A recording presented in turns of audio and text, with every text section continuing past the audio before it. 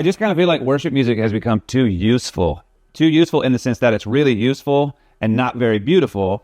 And I think that's sad because at the end of the day, I think the purpose of worship music ultimately is to give me and you an opportunity to have this transcendent connection to God. And I think if we optimize the beauty and the mystery and the transcendence out of worship music, we're left with a thing that functions really well, but maybe doesn't do the thing that it's probably ultimately supposed to do. When we focus on function, we can often lose the beauty in it. I love John Mark's take here on worship. I think in some ways it's weird when worship starts to turn into something so efficient and functional and productive. And those are all good things. They all describe something working and it working in a really good way. I think when we talk about relationships, if somebody said, "Hey, Ethan, how's your marriage?" If I said it's efficient, it's functional, it's productive, that doesn't sound romantic at all. That doesn't sound like communion or fellowship or love, or